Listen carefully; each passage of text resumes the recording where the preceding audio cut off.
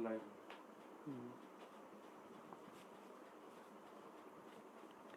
पंचो राम जोहार।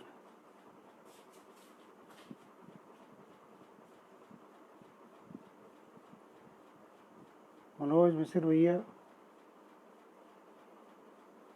ओम प्रकाश शुक्ल भैया, सबका राम जोहार पहुँचे। हमें लागत है सब लोग आ गए हुई हो, वैसे हम आपको दिखाई नहीं पड़ रहा है। सब लोग जल्दी पहुँचो ये बैठकी में, तो कुछ चर्चा शुरू की जाए।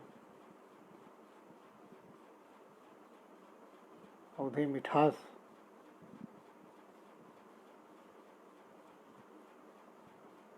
माँ आज हमें यौन न्योता दिन का है।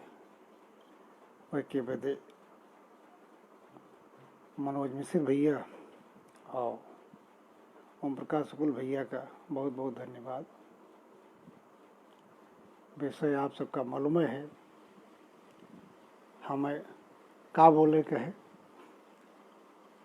सबसे पहल बोहनी पवन विजय भैया के हैं। पवन विजय भैया अवधि के बहुत बड़े सेवक हैं। आप सब तो पुरानिया हो गए हैं कि नई तकनीक कुछ बहुत कम जानी थी, लेकिन पवन विजय भैया से बड़ा संबल मिला था। अब धीरे धीरे सीखे के जो बहुत ज़रूरी है। कहे कि कोरोना काल तो इसके बहुत ज़रूरत पैदा कर देश की हम लोग जो है जो नई टेक्नोलॉजी है उसे जुड़े, कहे बिना उससे जुड़े जो है कोनो काम हो नहीं है। तो मुकेश शुक्ल भैया आ गए हैं, बड़ा स्वागत है। तो कुछ दो चार लोग आ जाते हैं तो मनोबल बढ़ जाते हैं। तो आज हम सोचे तो दो एक दिन और आ जाती तो अपन शुरू कर कुछ बातचीत। हाँ शुक्ल जी राम राम। पवन विजय भैया राम जोहार। अब ओम प्रकाश शुक्ल भैया नहीं आए, मनोज मिश्र भैया जो हैं अब हमका नहीं दिखाई पड़े। तो आप सब लोग पहुँचत हुई हो। खैर हम अब चाहते कि बातचीत शुरू हो। काहे हम बहुत ज़्यादा देर न मंचे पर बोले थे और न कोनो तमाम सारे कार्यक्रम में भय हम आधा घंटा से ज़्यादा बोले कि हमारी क्षमता नहीं, हम ज़्यादा बोलते नहीं ना। तो आज विषय दिन गवाह है बात चर्चा करे के लिए भारत में अवधि और विदेश में अवधि। अवधी भाषा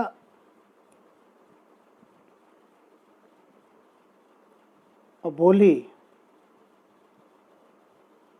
इसके बारे में चर्चा करे में एक चीज़ हम बतावा चाहिए थे कि अवधि के साथ ऐसा एक षड्यंत्र हो रहा और अवधि पर अतिक्रमण किया जा रहा है। मतलब जौन चीज़ अवधि के है वो का दूसरी भाषा बोली के हमको को नाम न लेवे। बोला कबो अवधि वाले एक विरोध नहीं किए। का कारण है कि अवधि वाले बड़े संतोषी हैं, बड़े उदार हैं और मर्यादित हैं। भगवान राम की बोली बानी है अवधि। तुलसी बाबा भगवान राम का जौनी भाषा में चरित्र गायन है, वो भाषा का इतना कमाल है कि पूरे ब्रह्मांड में वो काबिज हो गए अवधि। तो इससे बड़ी कोनो और अवधि का हम कौन विशेषता बताई। वाल्मीकि दादा से तमाम लोग रामायण लिखें, लेकिन जब तुलसी बाबा वही रामायण का रामचरितमानस में लिखत हैं तो पूरी दुनिया में व्याप जात है। ये है तुलसी की अवधि के कमाल और अवधि भाषा के कमाल। तो थोड़ी बहुत चर्चा ये की जाए कि हम पहले बात की चाहिए थे कि अरे अवधि भाषा के बारे में आप सबका बहुत सारी जानकारी है, तमाम सारी चीज़ें काहे बाढ़े कथा पार नहीं लगो। हमका बहुत कम समय में बहुत सारी बातें करे के हैं। तो अवधि महाजनपद काल में इके दो भाग रहे हैं। एक उत्तर कौशल एक दक्षिण कौशल। अयोध्या के आसपास के सब जो ने उसका खास अवधि कह रहे हैं वो उत्तर कौशल रहा, लेकिन जो ने बघेली और छत्तीसगढ़ी है उसका दक्षिण कौशल कहा जाता रहा। तो दक्षिण कौशल में जो बघेली अवधि चलती हैं वही वैसन अवधि को बोली हैं जैसे बैसवारी है। अवधि भारत और नेपाल के 32 जिला में बोली जाती। उत्तर प्रदेश के 25 जिलों में अवधि बोली जाती है, जो में 18 जिला हैं खास करके खाटी अवधि वाले, और उनके सीमावर्ती और जो जिला हैं उनमें अवधि बोली जाती है आंशिक रूप से।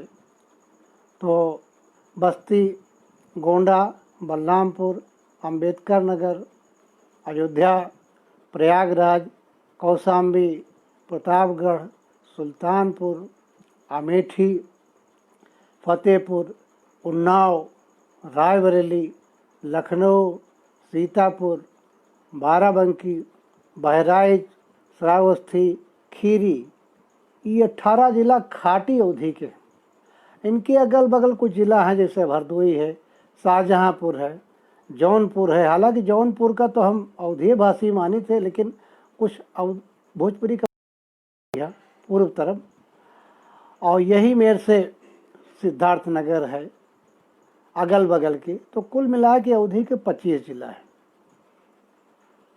उत्तर प्रदेश में। और नेपाल में नारायणी नदी से पच्छू चलो जो तो कपिलवस्त, दांग, देवखोरी और रूपनदेही, बांके, कैलाली, बड़दिया 7 जिलन में अवधि व्यापी है। तो हम ये अवधि के जो खास क्षेत्र हैं इनके चर्चा कर रहे हैं। अब नेपाल के चर्चा हम बहुत विस्तार से बाद में करबे, काहे कि नेपाल में अवधि के राष्ट्रीय भाषा का दर्जा दीन गया है। तो ये 32 जिला में तो जो बात हम चर्चा की, लेकिन पूरी भारत में व्यापी है। और भारत के अलावा जो गिरमिटिया मजदूर गए हैं विदेश में, वो अपने साथे अवधि की बड़ा सामग्री लेके गए हैं। भारत में जितने औद्योगिक नगर हैं, अहमदाबाद, सूरत, बड़ौदा, दिल्ली, कलकत्ता, जो तमाम जहाँ पर अवधि प्रवासी गए हैं, हमारे जैसे मुकेश भैया हैं, मुकेश शुक्ल जी अप्रवासी हैं, इनके तमाम साथी हैं, लेकिन ये भिवाड़ी में अवधि के झंडा गाड़े हैं, अवधि में बात करते हैं। आप जब जई हो जो औद्योगिक क्षेत्र हैं जहाँ प्रवासी अवधि भाषी हैं, तो आप देखियो तो हुआ वो अवधि में अपनी बात करते, अपनी संस्कृति बचाए रखे हैं। तो प्रकारांतर से अवधि पूरे भारत में व्यापी है और दुनिया में व्यापी है। और रामचरितमानस हमारे पास सबसे बड़ा प्रमाण है कि ऐसी कोनो मतलब जगह नहीं जहाँ रामायण के अखंड पाठ न होते हुए। और भारत में तो होते हैं, सूरीनाम में होते हैं, फिजी में होते हैं, मॉरिशस में होते हैं, गुयाना में होते हैं, त्रिनिडाद में होते हैं, हनुमान चालीसा और रामायण के पाठ होते हैं। तो ये अवधि के इतना बड़ा व्यापक रूप है। लेकिन जो खास 32 जिलों की बात की है तो उनमें अवधि के कईयों रूप हैं। पहल तो पूर्वी अवधि है, जौन उधर सुल्तापुर तक चलत है, सुल्तापुर, उधर जौनपुर, प्रयाग, अंबेडकर नगर, अयोध्या। बीच में केंद्रीय अवधि है, जौन अपने प्रदेश के राजधानी लखनऊ है। पछाही अवधि है, सीतापुर के अवधि पछाही अवधि में गिनी जाती। उत्तर में तराई के अवधि जो बहराइच, गोंडा, बलरामपुर और नेपाल में बोली जाती है। ये अवधि है रायबरेली, उन्नाव और उधर कानपुर की तरफ बैसवारी अवधि बोली जाती है। बघेलखंड छत्तीसगढ़ में जात है, छत्तीसगढ़ में छत्तीसगढ़ी कही जात है और बघेलखंड में बघेली कही जात है। यो हालांकि हम वहीं जो 32 जिलों की बात की है, हम बघेलखंड और छत्तीसगढ़ के नहीं नाम लीन है, लेकिन वहाँ अवधिये बोली जात है। अभय नवोद्योत पत्रिका विशेषांक निकला है छत्तीसगढ़ी पर और बघेली पर, और वहाँ के विद्वान ये स्वीकार की नहीं, हम लोग अवधिये बोली थे, हम अवधिये के लिया। जो क्षेत्र विस्तार है, बताओ कि पीछे कारण रहा कुछ केवल अवधि, और एक आंकड़ा के मुताबिक यह साहित्य अवधि बोले वाले और समझे वाले की दुनिया में 20 करोड़ के आस। अब हमसे पूछा जा सकता है कि आंकड़ा आप कैसे जुटाए हो, तो तमाम सारे तो एक बीच में एक चीज बता दे कि हिंदी के सबसे बड़ा रहा है केंद्र यह कहा है कि रहा कि मंदारिन दुनिया की सबसे बड़ी भाषा है, वही के बाद हिंदी के नाम। चलो ठीक नंबर पे नौटियाल के ठे शोध हुआ है और वहीमा हुई हिंदी का दुनिया के सबसे पहली भाषा बोल। षड्यंत्र के बारे में चर्चा करबे कि अब इधर विकिपीडिया जब आप खोली हो तो विकिपीडिया में अवधी का ब्रजी का बुंदेली का छत्तीसगढ़ी का इनका सबका अलग हिंदी से भाषा का दर्जा दे दी इनका है। ई नाते हमार हिंदी रही तो ई षड्यंत्र मतलब अब वो चाहे देसी हो चाहे विदेशी हो हमारी हिंदी भाषा के लिए चल रहा एक षड्यंत्र हो चल रहा है कि कबो मैथिली का 8वीं अनुसूची में शामिल कर लेंगे। हमारा एक सवाल है कि अगर मैथिली भोजपुरी अवधी ब्रजी बुंदेली इस सबका आप 8वीं अनुसूची में शामिल कैले हो और यह षड्यंत्र विदेशी लोग कर रहे हैं, तो हमका इसे सतर्क रहा के है। हम अपने भोजपुरी भाई से देखो भोजपुरी अवधि में कोनो जो बहुत अंतर नहीं है, हम कबो भोजपुरी अवधि पर फिर अलग से चर्चा करबे। दोनों सगी बहनें हैं, लेकिन भोजपुरी भाई हमारे बहुत उतावले हैं कि भोजपुरी का 8वीं अनुसूची में शामिल कर ली जाए। अब आप ही बताओ जब मैथिली 8वीं अनुसूची में होगा तो विद्यापति तो हिंदी से हटा देंगे। अब बहने अवधि 8वीं अनुसूची में जैसे हो जाए तैसे हिंदी से जायसी गायब केंद्र जी हैं, तुलसी जाए, बहुत सारा साहित्य सूफी संप्रदाय के साहित्य और संत साहित्य सब गायब हो जाए। तो ई षड्यंत्र का हमका खास करके ये चैनल अवधि वाले का है। और हम ये नहीं कह रहे हैं कि हमारा कोई भाषा से दुराव है, हम तो सब लोग अपनी भाषा के संवर्धन कर रहे हैं। और हम तो अपनी संस्था है जरूर हमारा अवधि अवध भारती संस्थान, गुलाम ब्रजी का कन्नौजी का भोजपुरी का जोनिन भाषा सबके लिए हम चापित है। तो हमारे बोले में लेकिन ये खतरा पर जैसे अंग्रेज हमका बांट गए हैं वैसे बहनों कुछ लोग अरे भारतीय के लोग ये भाषा के नाम पर बोली के नाम पर इका बांट रहे हैं। अब देखो भोजपुरी अकादमी BHU बन गए, बिहार में ही हैं तमाम, लेकिन अब लखनऊ में अवधि अकादमी नहीं बनी। अवधि में सिंधी अकादमी तमाम सारी अकादमी है, लेकिन कब अवधि वाले इस तरह अलग हो बात नहीं करती। लेकिन इधर एक आध दशक से जब देखें कि भाई सब लोग अपनी बोली बाने के लिए जुट रहे हैं तो अवधि वाले अपनी अवधि अकादमी के प्रयास कर रहे हैं और अवधि अकादमी बने के हम समर्थन करे थे। एक बात और है, हम खास करके अपने अवधि भाषण से पहले, चूँकि अवधि सारी जितनी बोली हैं सबसे बड़ी है के नाते हम लोग सहिष्णु हैं, उदारता से और भाई कि भैया कबो बोली का चाहे अवधि हो चाहे भोजपुरी हो उसका 8वीं अनुसूची में शामिल करें, बड़ा हित। अब के बीच में एक बात आगे रहा है, हम नेपाल की अधिक बात ताकि हम नेपाल के 6-7 जिला में अवधि बोली जाती। विस्तार भारत में जरूर है। बोला अगर अवधि के वैभव देखे हुए तो आप नेपाल की 28 भाषा हैं नेपाल, लेकिन 28 भाषा का हुआ राष्ट्रीय भाषा का दर्जा दीनगा जिसमें अवधि है 9वें 8वें या 9वें स्थान पर नेपाल में अवधि भाषी की संख्या है। और नेपाल में अवधि के 8 चैनल चल रहे हैं एफएम, जौने से अवधि के प्रोग्राम आवत हैं। अवधि में रेडियो नेपालो अवधि में समाचार प्रसारित करते। जैसे अपने यहाँ साहित्य अकादमी सबसे बड़ी साहित्यिक संस्था है, वैसे नेपाल में सबसे बड़ी साहित्यिक संस्था है नेपाल प्रज्ञा प्रतिष्ठान। नेपाल प्रज्ञा प्रतिष्ठान में बाकायदा अवधि अध्ययन के एक प्रकोष्ठ है, वहाँ अवधि का अनुवाद हुआ है।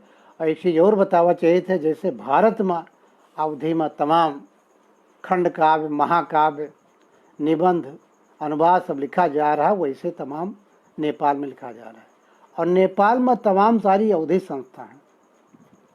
अवधि सांस्कृतिक प्रतिष्ठान काठमांडू से लेके और पूरे अवधिवासी क्षेत्र में व्याप्त। कक्षा 5 तक अवधि के पाठ्यक्रम तैयार किन गए हैं।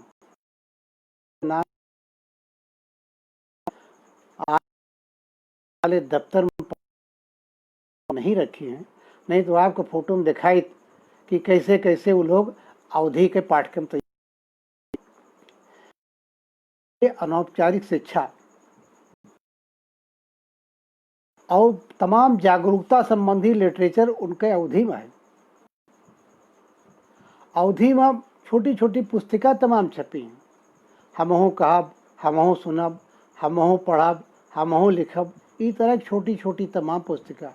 चूँकि हम 5-6 यात्रा की है नेपाल की, खास करके अवधिवासियों के, और वहाँ के विद्वानों से भेंट भय, तो सबसे हमारी सब पर बड़ी चर्चा भय। और एक बार हमें काठमांडू वो त्रिभुवन विश्वविद्यालय पहुँचा गए हम, वहाँ व्याख्यान रहा हमारा भारत में अवधि अनुवाद की स्थिति। शोध पत्र तैयार कर जब हम पहुँचे मंच पर तो संचालक कहन कि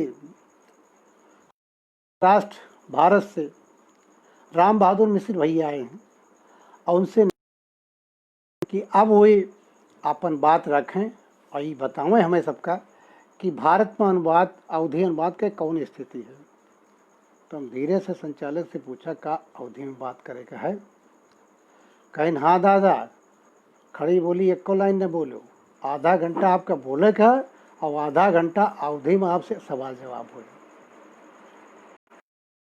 इसी तरह से जब एक कार्यक्रम जब गए तो यह स्थित हो रही, खड़ी बोली के नाम नहीं, सारी के सारी।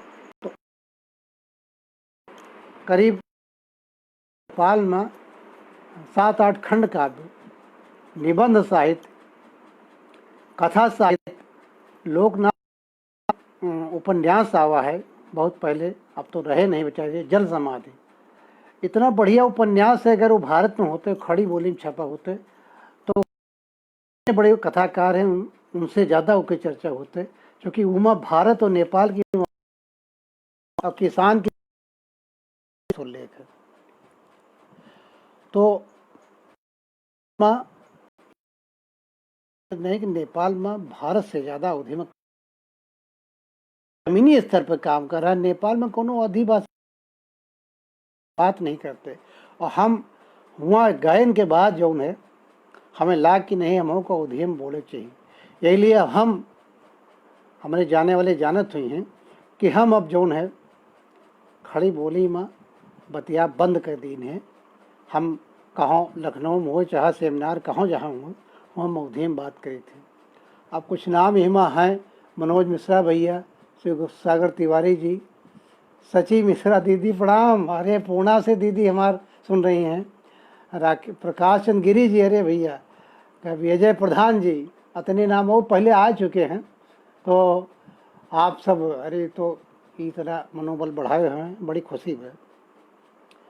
तो ये भाई भारत और नेपाल के चर्चा की। हमें लगा था हमें 10 मिनट और बोले का है, कहे हम ज़्यादा देर टाइम बताओ तो आपसे बोले में दिक्कत होता है। कुछ हम आपको एक समस्या बताइए, हमका न्यूरो ट्रबल है, इसलिए हमका डॉक्टर बताएं कि आधा घंटा से ज़्यादा जो है कहो बोले उन्हें। तो बात भारत के हो चुकी, नेपाल के हो चुकी, अब विदेश में, हालांकि विदेश के हम शुरुआत कर दें नेपाल से। हम 2 साल पहले मॉरिशस गए हैं, तो मॉरिशस के तमाम सारे विद्वान रहे और हम हिये से बता दिन रहा है कि एक परिचर्चा हुए अवधी भोजपुरी पर। इत्तेफाक से करीब 40-50 साहित्यकार हैं भारत ने मॉरिशस के। तो मॉरिशस में स्थित यह है कि चाहे अवधी हो, चाहे भोजपुरी हो, चाहे खड़ी बोली हो, उसका भोजपुरी कहा था। जैसे हम लोग बचपन में चाहे अवधी हो चाहे भोजपुरी का पूर्वी कहत रहे। तो वहाँ पर रामायण, रामचरितमानस का रामायण कहा तो कहा था कि रामायण जो है वो भोजपुरी में है। तो मंच से सवाल उठावा कि ये बताओ कि रामचरितमानस को लिखे, तो कहने तो सभी जाना तुलसी लिखी। तो हम कहा तुलसी अवधी के कवि हैं कि भोजपुरी के? कहीं नहीं नहीं, तो तुलसी सीधे अवधी के कवि हैं। तो हम कहा तब कैसे रामचरितमानस भोजपुरी हो गए? लोग हमका बाद मिले कुछ कवि मंच के नीचे, तो कहीं भैया हमें सबका कहीं हम लोग रामायण के बात सही। ऐसा है, कुछ लोग कहा थे कि नहीं वहाँ केवल जरूरी बातचीत बताओ जरूरी है। हमारे सची मिश्रा बहन जी देखो,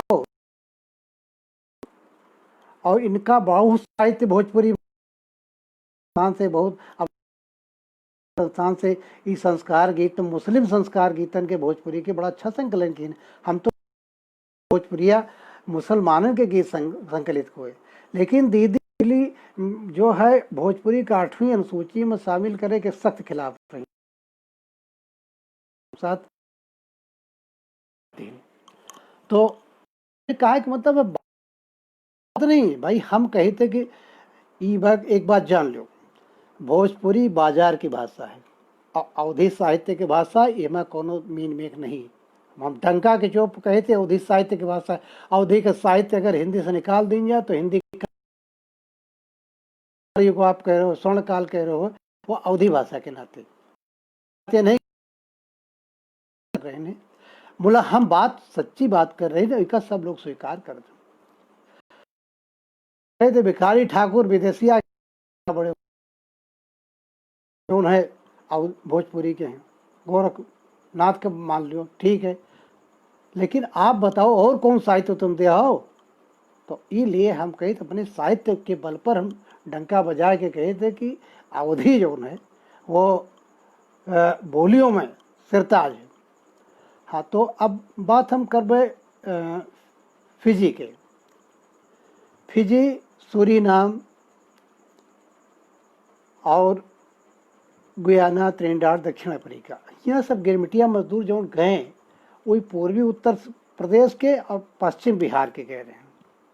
जब हम मॉरिशस गए तो सुल्तानपुर की वृंदासी चरण सिंह से हमार भेंट भाई अपने घरों लेके गई। बहुत उनके बाबा दादा पुरखा जो उन्हें सुल्तानपुर में से गए रहे मॉरिशस। आज उनके बहुत बड़ा साम्राज्य है वहाँ पर, और वो अबहिनो जो उन्हें सुल्तानपुर की अवधि बोलत रही हैं, बड़ा अच्छा लगा हमें। तो फिर जौनपुर के मिले हमें तमाम लोग, आजमगढ़ के तमाम लोग मिले, आजमगढ़ के और इधर जौनपुर के, सुल्तानपुर के, रायबरेली के।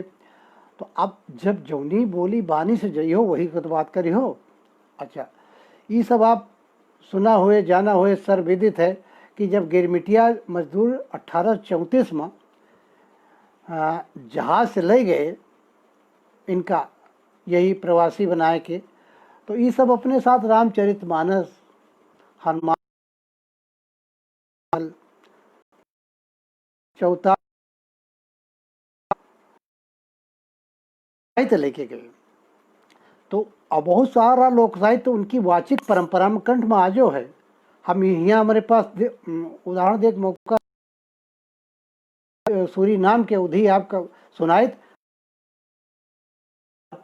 और देखो हम कोशिश कर अगर हम जो है वैसे चला रहा है जी में जो फिजी बात है वो अवधि है, और सूर्य का वो अवधि है। हालांकि अब जैसे अपने यहाँ तब हुओं पर जो है मूल प्रवृत्ति जो है, हाँ एक चीज है जो लोकगीत गए, जैसे सूरीनाम में एक होता जिन्होंने फगुआ कहा, 1 महीना गावा जात होली के टाइम पर, और उनका बैठक गाना भी कहा थे वहाँ पर। जैसे ये लोग ढोल मंजीरा ढपताल पर गावत रहे, तो ये और तो साहित्य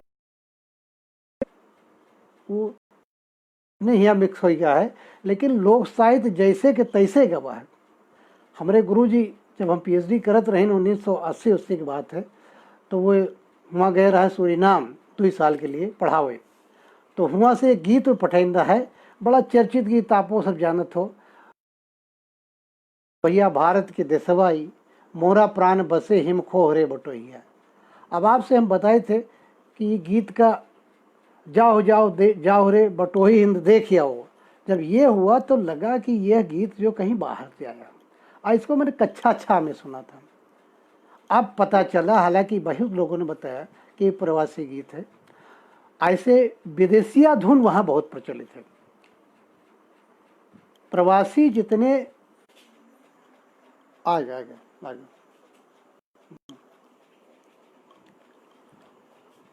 हाँ भैया, नेटवर्क की गड़बड़ी के कारण जो है कार्यक्रम जो है थोड़ा बाधित हो, तो हम भूल गए कहाँ पर बात होता रही हमार कि हाँ, तो हम ये कहा जाता कि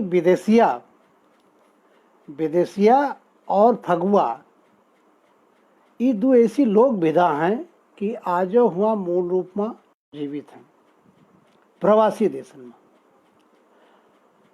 फगुआ के गायन अब नई पीढ़ी दूसरे ढंग से कह रहा है, वो चौताल सिंगिंग कहा था, और जैसे अपने यहाँ ऑर्केस्ट्रा पर सब हो, हालांकि अपने यहाँ अब लोक साहित्य में ऑर्केस्ट्रा के प्रयोग नहीं होते,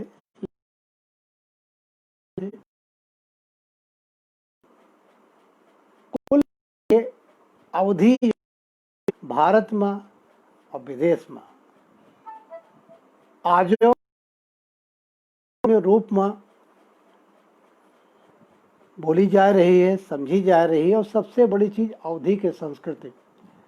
हाँ विनय विक्रम भैया, नेट के बाधा हो गया रहे, आप सही कह रहे हो, नेट की बाधा हो गया है, और थोड़ा सा हमहू टेक्निक कम जानी थे ना, तो इसलिए हमहू से गलती हो जाते कब को। तो